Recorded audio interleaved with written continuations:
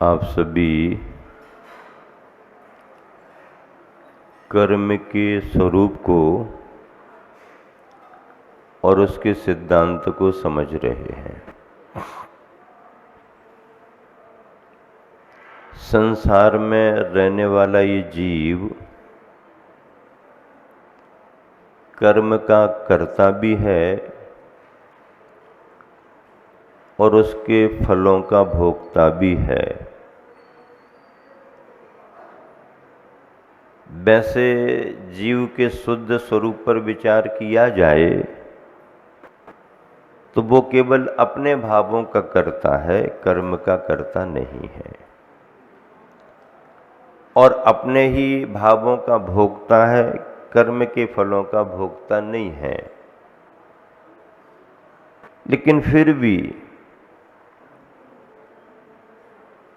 व्यवहार न्याय की दृष्टि से चार गतियों में भ्रमण करने वाले जीव को कर्म का कर्ता भी कहा गया और कर्म के फलों का भोक्ता भी कहा। स्वभाव से जीव अमूर्त है। कैसा है? अमूर्त है। क्यों है अमूर्त? अमूर्त क्यों कहा जीव के लिए? क्योंकि जीव का पुद्गल से कोई संबंध ही नहीं है। पुद्गल के गुणधर्म अलग हैं, जीव के गुणधर्म अलग हैं। जीव कभी पुद्गल रूप नहीं हो सकता, पुद्गल कभी जीव रूप नहीं हो सकता। यह स्वतंत्रता होते हुए भी संसार दशा में जीव अपने ही भावों के कारण कर्मों से बंधा हुआ भी है। और पुद्गल अपने परिणमन में स्वतंत्रता रखते हुए भी विभाव परिणमन के कारण स्कंध के रूप में कर्म वर्गनाएं बन करके जीव के प्रदेशों में घुल मिल गया है। इसी विवक्षा के कारण जीव को कथनचित किसी अपेक्षा से मूर्त भी कहा है। स्वभाव से अमूर्त है, लेकिन कर्म बंध की इस विवक्षा में जीव को मूर्त भी कहा गया है। पुद्गल जड़ है, कर्म जड़ है, उसमें चेतन भाव है ही नहीं।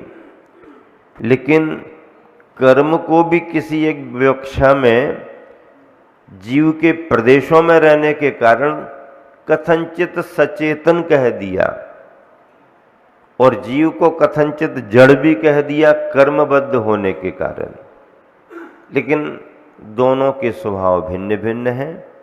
पुद्गल स्पर्श रसगंध वर्णात्मक ही रहेगा और जीव किसी भी अवस्था में क्यों न रहे, ज्ञान दर्शन स्वभावी ही रहेगा, चाहे स्वभाव में हो और चाहे विभाव में। ऐसे कर्मों का प्रतिफल सभी को मिलता है। ये कर्म किसके हैं? किसके हैं कर्म? दूसरे के कर्मों से हमें ज़्यादा फर्क नहीं पड़ेगा, हमारे अपने किए हुए कर्मों से फर्क पड़ेगा। दूसरे के कर्मों से दूसरे को फर्क पड़ेगा, अपने को फर्क तो अपने कर्मों से पड़ेगा। पिछले समय, पुराने समय, पिछले वर्षों में टिप रिकॉर्ड चलते थे। दिखता कुछ नहीं था, आवाज़ सुन सुन करके सब काम चलता था। अब आवाज़ सुनो किसकी है? बहुत अच्छी आवाज़ आ रही, सुनो किसकी है? बारीकी से सुनो, अच्छा ये है, ये किसकी है, ये किसकी है, सबकी आवाज़ समझ में आ जाएगी। उस टेप रिकॉर्ड में फिर भी ये सिस्टम है कि अगर कोई चीज़ अच्छी लग रही तो बार बार बार बार बार बार आप उसको रिवर्स करके सुनते रहो, फिर से सुन लो, फिर से सुन लो, फिर से सुन लो, लंबे समय तक सुनते रहो, मन चाहा सुनते रहो। अगर कोई चीज़ अच्छी नहीं लग रही सुनने में, अरे ये जम नहीं रही, फॉरवर्ड कर दो, निकाल दो, जल्दी जल्दी कर दो, फॉरवर्ड कर दो। और अगर और भी कुछ आपके लिए ऐसा लगता है कि अभी बहुत सुन लिया, इसको खाली करो, दूसरा भरेंगे, तो डिलीट का भी सिस्टम है। तुम्हारे बाहर के टेप रिकॉर्डर में रिवर्स का भी सिस्टम है, फॉरवर्ड का भी सिस्टम है और डिलीट करने का भी सिस्टम है। अब हम अपने टेप रिकॉर्डर में क्या करें? अंदर जो हमारे कर्म बंधे हुए उनके लिए क्या करें? पुण्य का उदय चल रहा है, इसे बदलना नहीं चाहिए, बार बार रिवर्स कर लो, इसको बार बार रिवर्स कर लो। जब तक हमारी इच्छा होगी तब तक हम इसी का फल भोगेंगे। ऐसा होगा क्या? पुण्य का उदय है तो बार बार यही आता रहे, सालों आता रहे, आखिरी समय तक आता रहे, ऐसा होगा क्या? तुम चाहो तो भी नहीं होगा। अरे ये कहाँ से अशुभ कर्म आ गया, बड़ा परेशान कर रहा है, समझ में नहीं आता, इसको जल्दी जल्दी निकाल दो। तो जल्दी जल्दी कैसे निकालोगे? कैसे निकालोगे जल्दी जल्दी? कर्म अपनी स्थिति को पूरा करके ही तो निकलेगा।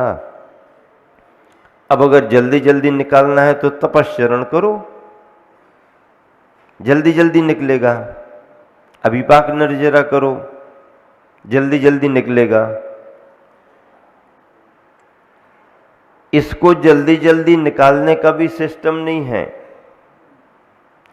और तुम चाहो कि एकदम ही एक ही बार में डिलीट कर दो, सब समाप्त हो जाए, बटन दबाओ, खत्म, ऐसा भी सिस्टम कर्म के सिद्धांत में नहीं है। अगर ये सिस्टम होते ना तो जीव अपना मन माना काम करने लगता।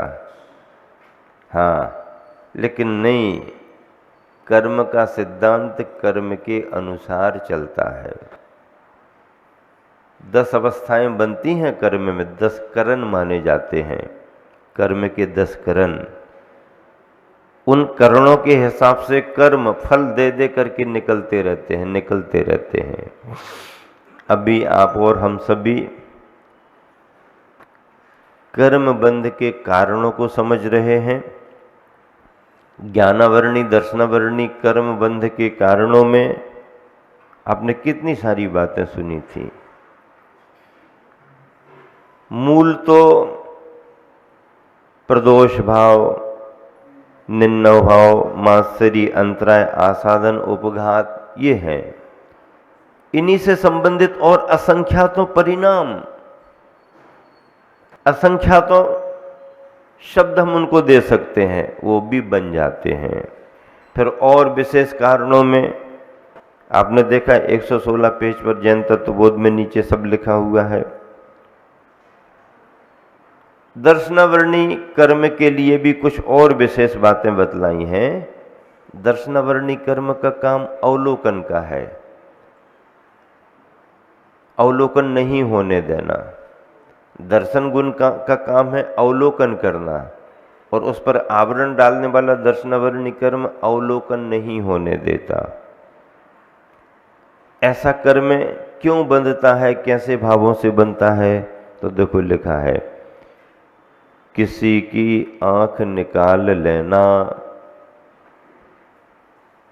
लड़ाई झगड़ा, भावावेश, विद्वेष भाव, किसी भी रूप में अगर आपने किसी के नेत्रों से छेड़ाछाड़ी कर दी, उनका उपघात आदि कर दिया, आपने उनको डैमेज कर दिया, कुछ भी कर दिया, क्रोध, मान, माया, लोभ में आकर के अगर ऐसा कुछ किया है तो आपको तीव्र रूप में दर्शनावरणी कर्म का बंध होगा। किसी की आंख निकाल लेना उसका साधन था।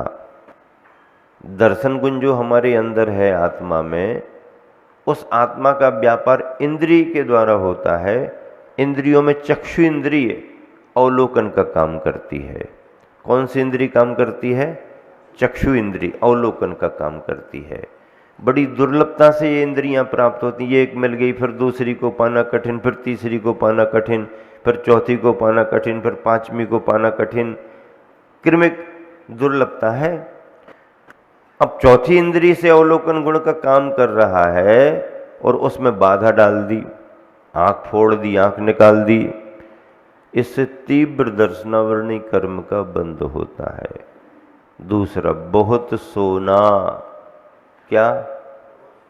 शरीर को आराम कितना देना, कितने घंटे तक विश्राम करना, सोना, ये अपन सब जानते हैं। लेकिन उस सब का ध्यान ना रख करके बहुत सोना, आलसपना करना, ये बहुत सोने से दर्शनावरणी कर्म का आश्रय होता रहता है।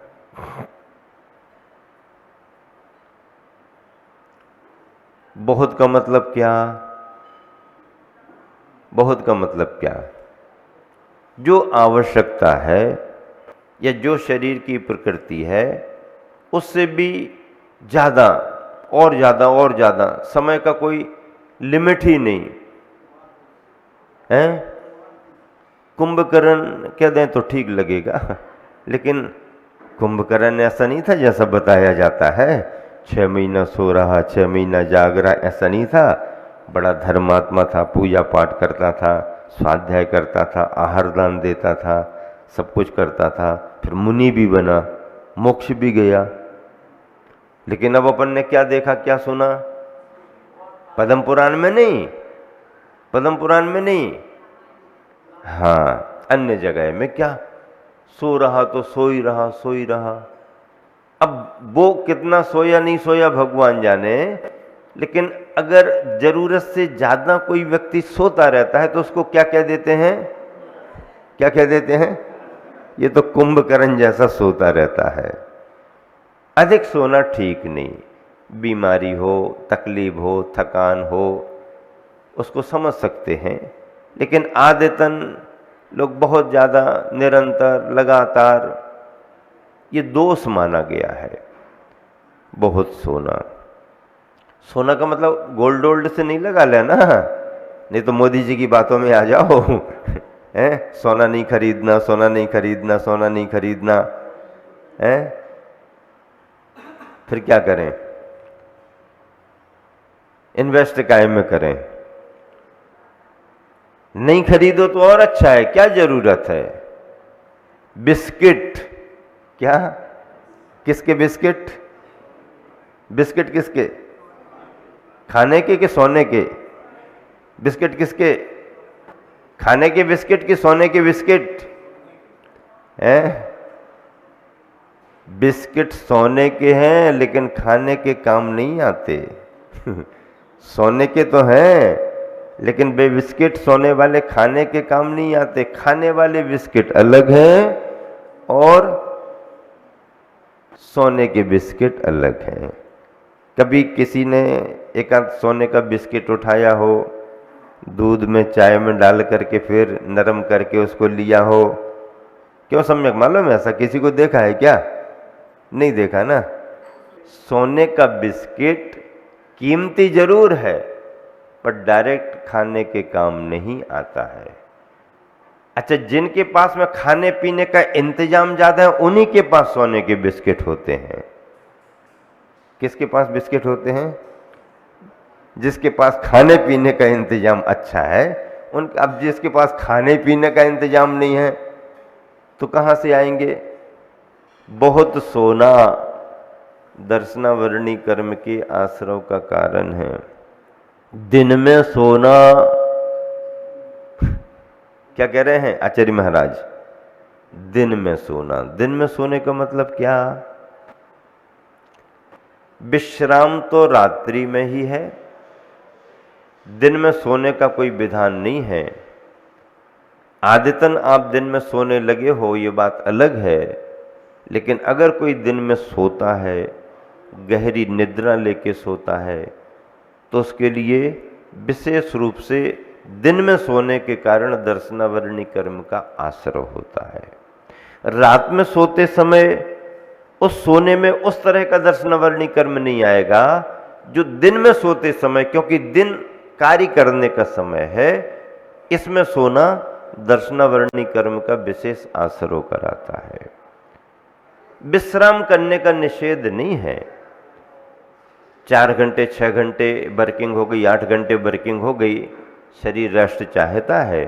आवश्यकता के अनुसार अगर आप थकान दूर करने को विश्राम करते हो तो विश्राम करने का निषेध कहीं भी नहीं किया गया, लेकिन विश्राम करने में और सोने में बहुत अंतर है। अंतर है कि नहीं है? विश्राम करने में और सोने में अंतर बहुत है। विश्राम कर सकते हो, फिर वर्क करना है, फिर काम करना है, विश्राम कर सकते, लेकिन विश्राम में ये सावधानी हो कि निद्रा देवी आकर के घेर ना ले। लेकिन समझ में ही नहीं आता, विश्राम के नाम पर थोड़ा सा आप जहाँ शुरू किया और कब घंटा आध घंटा आपका निकल गया पता नहीं पड़ता है। इसके लिए ही निषेध किया गया दिन में सोना, नास्तिकपन की भावना रखना। अब नास्तिकपन की भावना रखने का मतलब क्या? लोक का अस्तित्व है, आत्मा परमात्मा का अस्तित्व है, तत्वों का द्रव्यों का अस्तित्व है, पुण्य पाप का अस्तित्व है, लेकिन इन पर भरोसा नहीं करना, विश्वास नहीं करना, नास्तिकपने की भावना रखना, सम्यक दर्शन में दोष लगाना, कुधर्मियों की प्रशंसा करना और तपस्वियों को देख करके गिलानी करना, ये दर्शनावरणी कर्म के आश्रय कराने वाले हैं। अगर दर्शनावरणी कर्म का आश्रय होता है तो फिर स्थिति क्या बनेगी? स्थिति क्या बनेगी? नेत्रों संबंधी जो विशेष क्षमताएं हमारे लिए प्राप्त होती हैं, नेत्रों की क्षमताएं हमारी बाधित होंगी। स्वभाव गुण तो है, लेकिन संसार अवस्था में अवलोकन का काम इंद्रियों में फिर आँखों के द्वारा हो रहा है।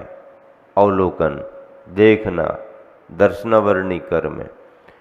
अवलोकन गुण, दर्शनावरणी कर्म क्या काम करता है? कोई किसी को देखना चाह रहा है, लेकिन दर्शनावरणी कर्म ने आकर के बाधा डाल दी द्वारपाल की तरह, नहीं आप जाके अंदर देख नहीं सकते। ये दर्शनावरणी कर्म है, ये हमारे को बाधा डालता है।